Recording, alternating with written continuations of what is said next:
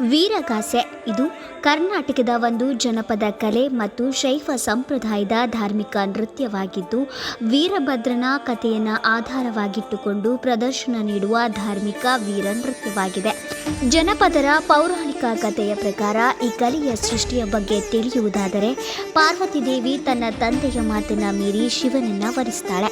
ಇದರಿಂದ ಪಾರ್ವತಿಯ ತಂದೆ ದಕ್ಷ ಬ್ರಹ್ಮ ಶಿವನನ್ನ ದ್ವೇಷಿಸಿ ತಾನು ಆಚರಿಸಿದ ಯಾಗಕ್ಕೆ ಶಿವನೊಬ್ಬನನ್ನ ಹೊರತುಪಡಿಸಿ ಉಳಿದೆಲ್ಲ ದೇವಾನುದೇವತೆಗಳನ್ನು ಆಹ್ವಾನಿಸುತ್ತಾನೆ.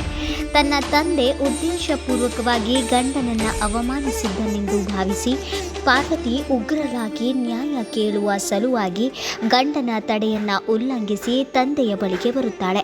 ಅಳಿಯನ ಮೇಲಿನ ಕೋಪದಿಂದ ಮಗಳೆಂಬ ಮಮತೆಯನ್ನ ತೊರೆದು ತಿರಸ್ಕಾರದಿಂದ ನಡೆದುಕೊಂಡಿದ್ದನಲ್ಲದೆ ಅವಳೆದುರಿಗೆ ಶಿವನನ್ನ ನಿಂದಿಸ್ತಾನೆ. ಪತಿ ನಿಂದನೆಯನ್ನ ಸಹಿಸಲಾಗದ ಪಾರ್ವತಿ ಅಗ್ನಿಕುಂಡದಲ್ಲಿ ಹಾರಿ ಪ್ರಾಣಾರ್ಪಣೆಯನ್ನ ಮಾಡಿಕೊಳ್ಳುತ್ತಾಳೆ. ಈ ದುರ್ಘಟನೆಯಿಂದ ಕೋಪಿತನಾದ ಶಿವ ಉಗ್ರನಾಗಿ ತಾಂಡವ ನೃತ್ಯದಲ್ಲಿ ತೊಡಗಿ ಕೋಪದಿಂದ ಹಣೆಯ ಬೆವರನ್ನ ಬೆರಳುಗಳಿಂದ ಬಾಚಿ ನೆಲಕ್ಕೆ ಅಪ್ಪಳಿಸುತ್ತಾನೆ. ಆಗ 101 ಆಯುಧಗಳನ್ನು ಧರಿಸಿದ ವೀರಭದ್ರನ ಅವತಾರವಾಗುತ್ತದೆ.